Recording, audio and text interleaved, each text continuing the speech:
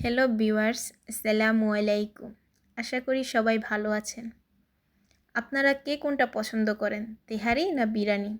আমার তো তেহারি অনেক বেশি পছন্দ। মাসে আমার 1-2 বার তেহারি রান্না করতেই হয়। আপনাদের সাথে তেহারির ক্ষেত্রে কিছু টিপস শেয়ার করি। তেহারির অথেন্টিক স্বাদটা যদি পাইতে হয় তাহলে অবশ্যই পুরা রান্নাটা সরিষার তেলে রান্না করবেন। আর তেহারির মধ্যে অবশ্যই গোটা গরম মশলা ব্যবহার করার চেষ্টা করবেন, এটা স্বাদের ভিন্নতা আনে।